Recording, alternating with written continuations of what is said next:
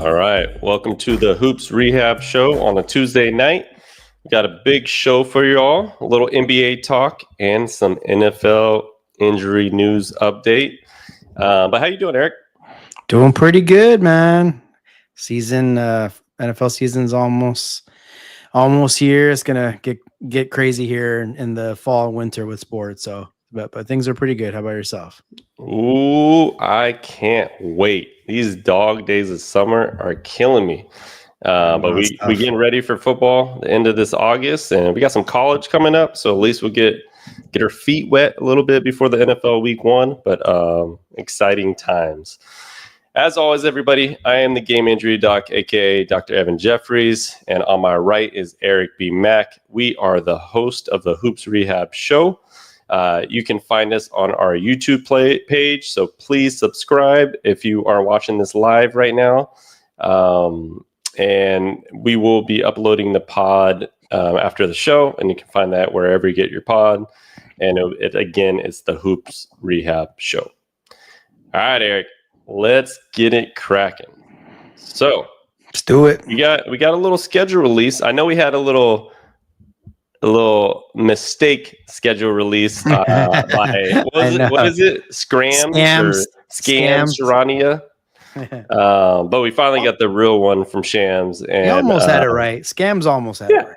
It was pretty close. We got the opening night and some other key games and stuff throughout the season, some special holidays and things like that. But let's get into that opening night. What do you make of the schedule? So I think that's a sign also of like things are start to get cracking with the fall winter sports. Like I just mentioned, is that NBA schedule drop. And so not a huge surprise. So we know, I mean, at least it's been for a lot of years where whoever wins the championship has their banner raised first game of the year. First or second, just say on the first night. And then for the longest time, it's been kind of where the league starts their NBA season on a Tuesday, and it's been, October 20th through the 23rd, 22nd, something like that. And then you typically have the Lakers there. It's just one of those household teams that one year they raised the banner in 2020, but a lot of other years it's been either them participating in ring night or the other game, which they are this time around. So not a huge surprise. OKC against the Rockets, right? You got Kevin Durant. I know it's been a lot of years since he's been in OKC, but just to have him come back and see them raise the banner and get their rings and all that. And then you have the Lakers. So you knew Lakers would be there. It was just a matter of against who, and looks like it's going to be Steph versus LeBron. I don't know if some folks are sick of seeing it, but it's inevitable. May as well get them first game of the year. But yeah, I'm excited, obviously, as a Laker fan for that first game, and excited that it's on NBC. So we know that TNT is no longer there, and so NBC. John Tesh is back. I was waiting for that. For us, this kind of reminds us of our childhood, kind of going into that time where you're really fall in love with the game, and NBC was where it was at. So super excited to see the NBA back on NBC. I love the schedule. I love the fact that they put KD going back to OKC after OKC won a championship. That's pretty smart. Obviously, the NBA is a business, and they know what they're doing. And then we got the Lakers and Warriors, which is just a classic matchup of the vets. You got LeBron going into a record 23rd season, so you got to have him on prime time. And then you got the Luka, who obviously now is signed with the Lakers, extended with the Lakers.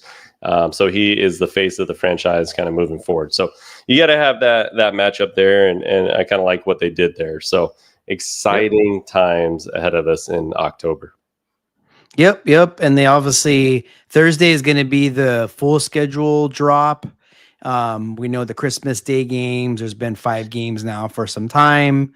We know a handful of just, I think, Martin Luther King Day games, and then just a few kind of nights, like I think second, third nights of the season. And so Yeah. I mean, we know every year you're going to play your opposite conference twice.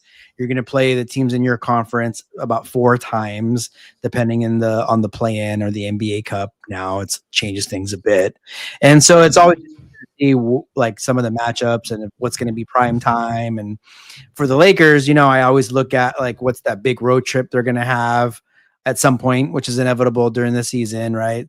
5, 6, 7 game road trip usually. And so how is the end of the season going to end? Like what's the opponents look like? And so yeah, it's an exciting time and just a sign of these NFL and NBA seasons kind of real close, being real close. Yeah, for sure. What are your thoughts on? I think I saw this rumored and kind of heard about it before, but inside the NBA obviously is going to ESPN. I hear they're going to be on the first week, and then they're not on again until January. I think it pretty much after Christmas, from what I was kind of reading. Which is, I sure hope that's not happening. But I did see something like that today, where I was like, "Is that for real? Like, is that really what's going to happen?" What are your thoughts if that's possible there?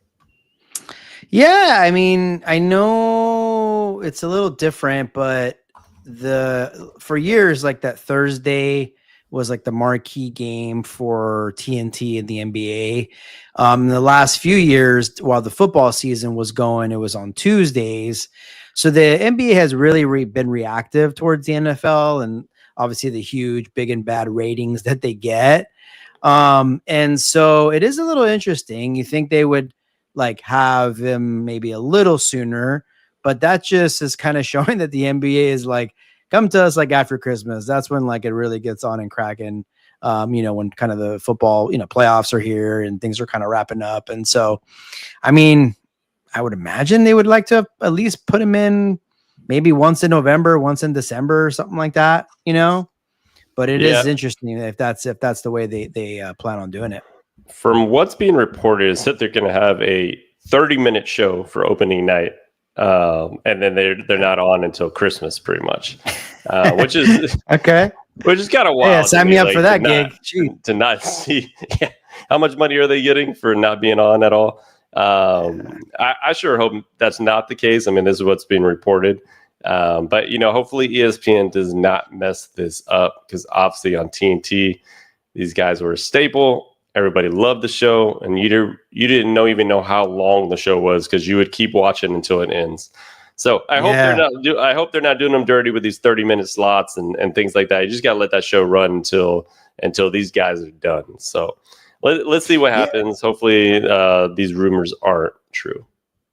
Yeah, and if the NBA really wants the fan base to really start to pay attention to the NBA, it's called the NBA Cup now, right? I keep saying that, but I believe that's what it's called, or the in-season tournament. If we really want that to be taken serious and things like that, then we got to have things like having them part of the show in October, November, December, because that's when that tournament is.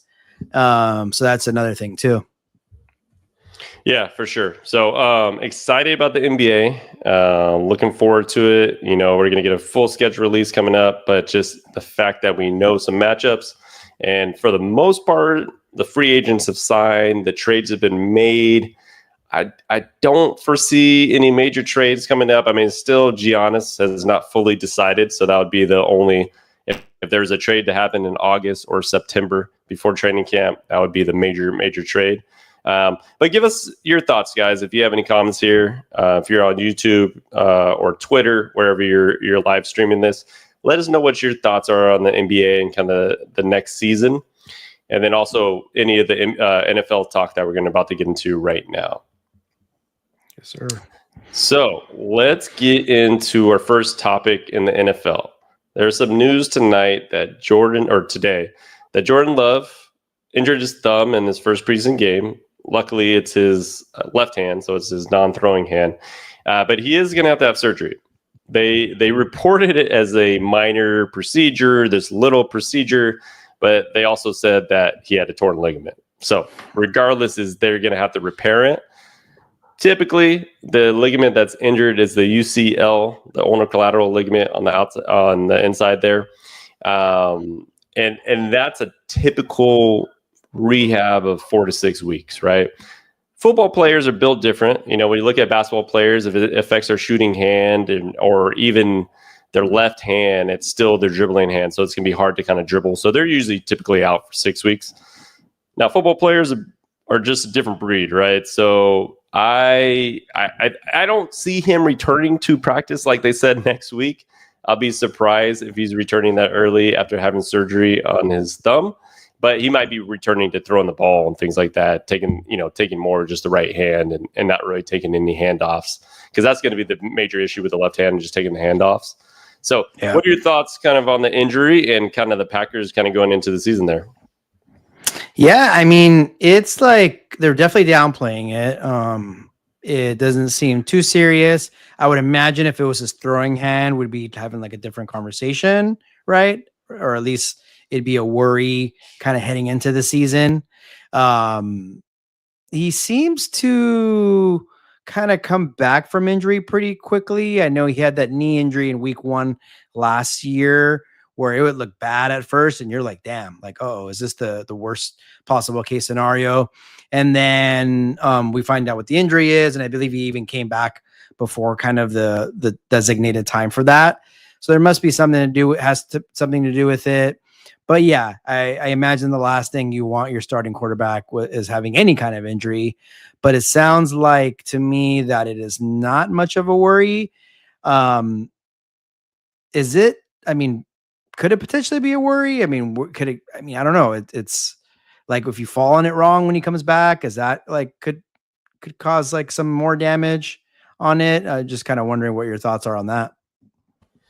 Yeah, for me, it's just coming back too early when the repair is trying to heal, right? So if he comes back too early, bangs it on another helmet, which he did, or takes the ball off the thumb for some reason when he's trying to get the ball when they're hiking it, that could damage it and cause them more pain, which could lead to further time out, right? So I think they need to obviously take all the time they need in this preseason to make sure he heals right. The main thing is it's his non-throwing hand, so that makes the worrisome better. I do think he'll find a way to play in week 1, but it's concerning for the Packers because the last 2 seasons, Jordan Love, first game of the season last year, injures his MCL, right? And it took him a while to get back from that. Even though he came back early, he was not the same, right? And he wasn't the same player in the first half of the season and kind of got it going towards the second half, right? So I think there are some concerns in that way where, you want to be as healthy as possible. And this is not good going into week 1 of the season.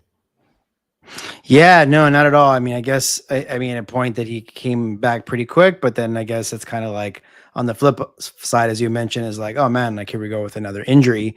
And I was just looking at the first couple of games for them. And so, out the shoot, they played the Lions and then the Washington Commanders. So a couple tough teams there. And then they play Sunday and then Thursday. So, hopefully he can get nice and healthy because they'll start to play 2 really good opponents right off the bat. And it's on a Sunday, Thursday combo. So we'll see. Hopefully, I mean, luckily there's still a few obviously weeks left until the season starts, but hopefully it gets nice and healthy quickly. Yeah, that Sunday, Thursday combo for week 1 and 2 is pretty gnarly. At least give him a little bit of time, going from that week 2 to 3. But yeah, let's just hope the surgery goes well. Hopefully we get some more reports on which ligament it was. Sometimes it could be the RCL as well. So, and that's a little better news as far as like healing time frame. But we shall see when we get a little better report probably tomorrow when he has surgery. But yeah, so there's still a concern with Matthew Stafford. There was reports going into the weekend that he was going to throw on Saturday, kind of make all the right moves and kind of see where his body was. Everything from what McVay said and kind of reporters said that everything went fine on Saturday. Even on Sunday, he felt pretty good, and he was supposed to practice on Monday. However, came to practice on Monday, and he was sore and kind of set back from what he did on Saturday. So like I told you guys last time, I was already concerned that the fact that this was a disc injury versus just kind of some random stiffness or low back pain or anything like that. Just once they said disc, it was like, okay, there's something going on. His disc is irritated. There's obviously some inflammation there. So they're going to have to find a way to get him better quickly. And there's been thoughts of, throwing around stuff like, is he going to have an epidural? Is this a surgery candidate? Things like that. I would say we don't know enough information to kind of determine that. An epidural would reduce inflammation. So if there is inflammation there, then that could help create some of the pressure that's on the disc right now, take some of that off. So we'll see over the next couple of days if he gets any better. But if he's still not practicing by the end of this week, that's a major concern. Definitely. Talk about, downplaying. I know Rams have kind of done that. And we talked about it on the show last time where once we heard it was a disc, it's like, sure, yeah, if there was a game today, he'd be out there. But is he going to be out there and healthy for a 17-game season? And so I imagine they're going to be, take some precaution there. They have, a serviceable backup where I think you could get it. We talked about it last week where you might be able to get through 2 to 3 games, but they do need a healthy Matt Stafford to really have any chance to advance deep into the playoffs. And so, yeah, it's got to be a bit of a concern, like him not practicing when they said he was going to, because he obviously, wasn't right after the activity that he had on Saturday. And so that's something we'll definitely be in the lookout for. And hopefully Stafford can get out there and, we can get a healthy version of him. Yeah, for sure. There were some comments in the news and kind of when the reporters kind of asked some questions to the passing game coordinator, Aubrey Pleasant. He said, no, there's no update on Matthew. But what I will tell you, it is very tough, not only for him, but for the organization. I would say it is that he's trying his best. So the fact that he said it's tough on the organization right now is kind of alarming, right? Because you figure, obviously he's trying his best to play. And if he was healthy, he would be practicing right now. There's no doubt about it. Yeah. He's going into his, 17th year. He's 37 years old. So there is some of that where he's going to try to, he's been there before. He's done training camp. So there's some things that he doesn't always have to do everything there. However, the fact that he's trying to get better and pass and do that, and he's still having setbacks is a major concern for me. No, absolutely. Absolutely. Like I said, with him missing the practice, him not playing in preseason, that's not a big red flag because the Rams and Sean McVay haven't played any real starters in the preseason for some time now.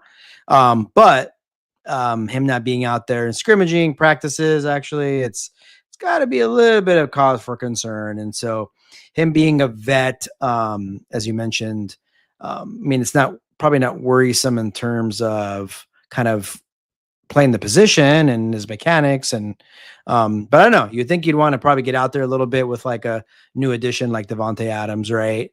Obviously both vets, both know kind of what they're doing out there, but you'd imagine they want to kind of have some reps to get in sync. But yeah, let's see if he, by the start of the season, let's see if he gets some time out there on the field. Yeah, I think we'll have a better idea by the end of the week. Like if it's still in that picture where he's sore, he's not necessarily back, then I'm gonna raise a major red flag for his availability in week 1. But let's just hope that it's starting to get some solutions here. And I would say if he's not better by the end of this week, they need to more than likely do an injection or epidural in order to get him enough time to get the benefits from it, get his feet under, and see if that helps him.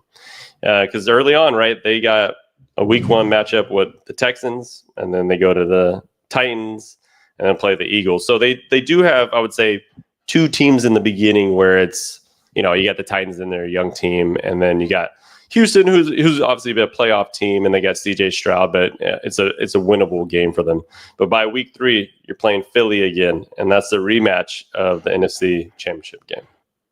Yep. Rams have had the last couple seasons some slow starts, and I'm sure that's one thing they're harping on is we don't want to have that happen again. Because yes, they have come back strong and they made the playoffs both years, but you don't want to play with fire like that. And typically, when you start 1-4, 2-5, something like that, it's really hard to get out of that hole. So I think most important thing is getting Stafford healthy, and if they deem that he's going to just be healthy week 3 versus week 1, then they're just going to have to take that step.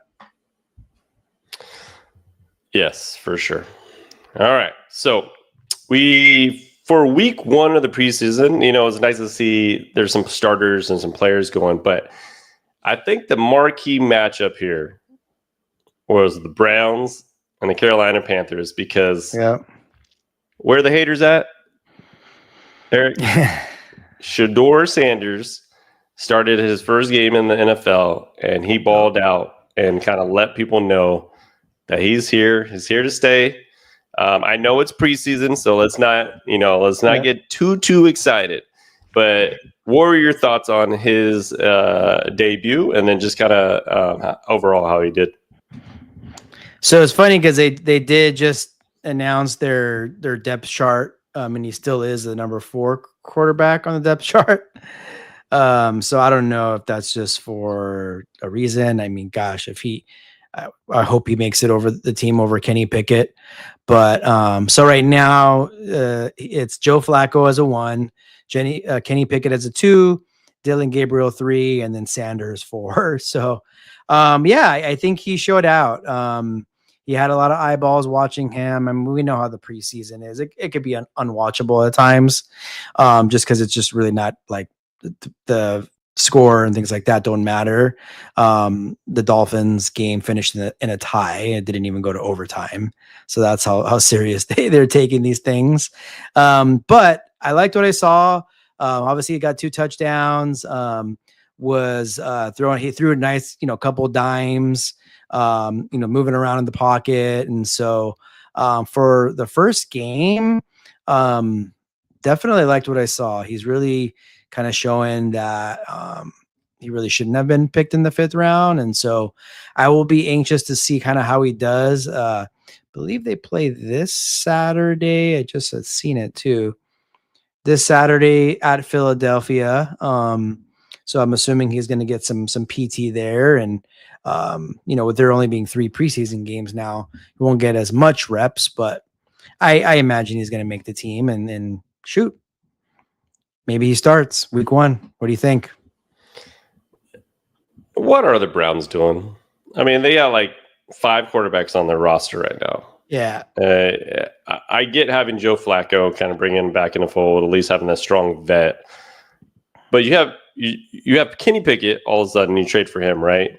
So you have him on your team, and then you draft 2 quarterbacks in the 3rd and 5th round. And I just don't understand their concept and what they're doing. And obviously the owner wasn't really too keen on drafting Shedeur, but he was obviously the best player at that position in the 5th round. And This was a guy that was going into the draft that he was always debated between Cam Ward and him. Right. And there wasn't really anybody, you had the Jackson Darts of the world and things like that, but it wasn't really like, oh, he might fall to Pittsburgh at 19. Like, it wasn't like he's going to fall 5 rounds.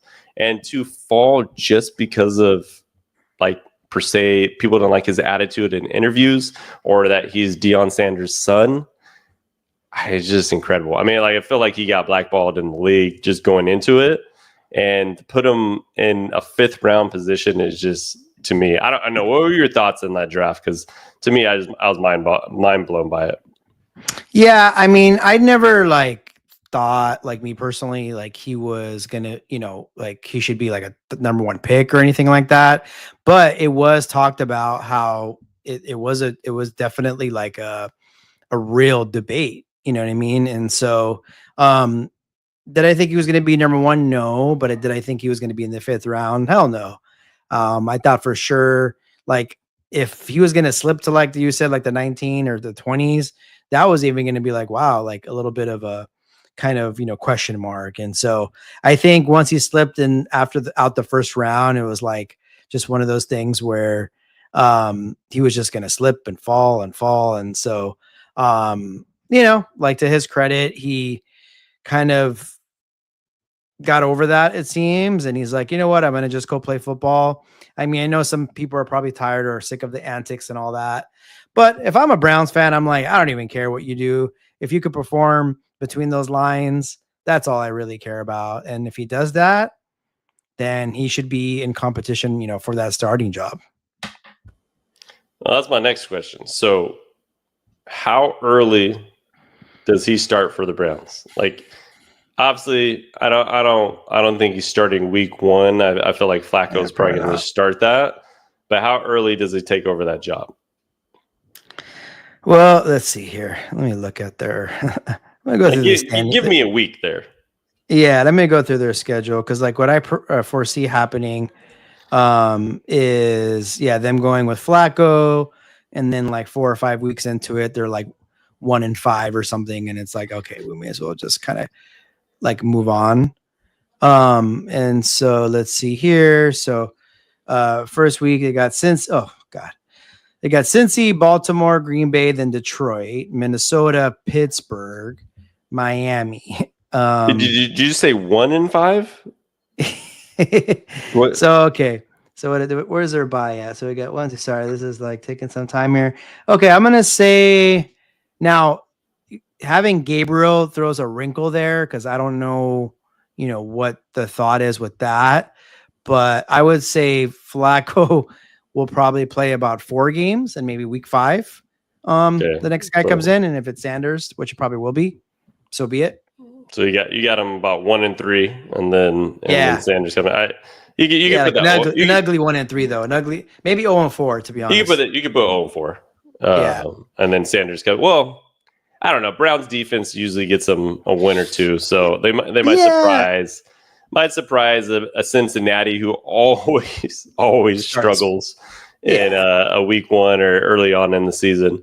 That might be one of those survivor bets where you go Cincy. I forgot about the survivor. Cincy versus the Browns, and you're like, oh yeah, there's no way Cincy loses. And that was the same thing last year when they played New England, and I picked the Cincinnati Bengals to win that game, and New England won, right? So that's right. You can see the Browns kind of win in a game like that where everybody's doubting them, and then they win game 1.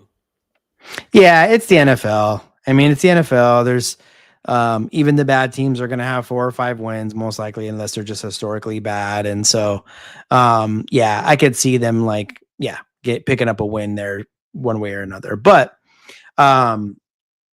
I just, with a veteran like Flacco, I see him probably lasting 4 or 5 games, if that. Yeah, for sure. All right, so that's kind of news around the NFL. We had some injuries, and then also just kind of talk about Shedeur and getting excited for at least week 2 of the preseason. And then before you know it, the regular season will be upon us. But switching back to the NBA, we really wanted to talk about some of these comments we heard from Michael Porter Jr. today about sports gambling. We can get into some of his vices if you kind of heard that as well. But what were your initial thoughts when especially knowing what his brother did in the NBA and has been suspended for? What were your initial thoughts on what he said about gambling? Oh man. So I think when all these sports, right, the gambling thing was always the elephant in the room. It was always, we knew it kind of happened more, I guess, illegally, other than, placing bets in Vegas and things like that. And now it's just part of it. You look at scores, or you look at like the games for today, and you'll see who's favored, and it'll say it right on there. And that's something that was like blasphemy before, right? And it's just really easy to place bets. And now it's not only just wins and losses. It's like, as we all know, it's individual stats. It's like what pitch is going to be here, ball or strike. Right. And so I think with that, it was inevitable that some guys were going to get caught up. And so with that, it's not a surprise. And so like, I think we're real easy to think, like when I saw that, I was like, come on, like Michael Porter, Junior's brother, like, come on, your brother's like making so much money. Like if you needed to borrow a few bucks, like, why wouldn't you just get it from him? But he made a great point where he's like, hey, if you got some friends, you got some boys that, you want to see them succeed and make a buck or two, you just tell them to throw, a few bucks, probably more than a few bucks, but if you get my point, a few bucks on, me scoring under on the points, and then me kind of maybe faking an injury. And so it seems dumb. And like, it's like, I can't believe you would do something like that and ruin your future, but it obviously happens. And I'm not saying it's right, but if you have a gambling addiction, or if you are not like a top player making all this money, might find ways to make it, which seems really easy, right? But you can get caught up, obviously. Yeah, it's funny because like the NBA, the NFL really shied away from gambling, and then it was like what, 5-7 years ago, when all of a sudden it was like every advertisement on the NFL was DraftKings, and then there's Prize Pick all over it, and then the NBA is getting in on it, right? And you got every big pro sports like having advertisement from gambling, right? So it's like, what did they expect? And I think the hardest part is like the player props, right? The over-unders that they have included that now everybody can kind of do, even though it's only legal in like 13 states, I believe, right? So it's still a ways away from being all 50 states legal on betting completely. We can do in California, right? We can still do the player props, which is, I would say, even more of an issue. And what Michael Porter Jr. said about that is like, look, like I can have a good game and I just messed up somebody's bet because he bet under. And so I'm getting death threats for that. I can have a bad game and I messed up somebody's, over, and I'm gonna get death threats for that. Right. So he's screwed either way as far as a public persona. And like, I'm sure these dudes are getting DMs left and right about how you fucked up their parlay, how you did this. And just, it's gotta be kind of annoying, number one. And number two, you just gotta block it out and play your game. Like there's nothing you can do. People are betting. That's been something that's been going on for years and years and years. It just, now people have more access to it on their phone with apps. You can go in arenas now, I think, and bet, right? So it's changed the game. You got people that are doing quarter bets, right? First quarter, second quarter, third quarter, fourth quarter, right? So it's just constant things going on. So I know it's hard for the players, but I was kind of shocked that he talked about his brother's vices too, because I think he still has a case going on as well. So it's kind of interesting that he put it out there. But hey, he admitted his brother had a gambling problem, and he doesn't. But his vice is women. Well, that was kind of interesting for kind of tidbit that he said. What were your thoughts on that? Yeah, no, I mean, made some great points. Like we know, like you said it earlier, this is a business, and that person and those people that are placing bets are bringing more eyeballs that wouldn't be there. And so not saying it's right. It's pretty unfortunate that a player will get death threats either way, right? You score too much, you hit the over, you score too little, right? You hit the under. And so it's pretty bad.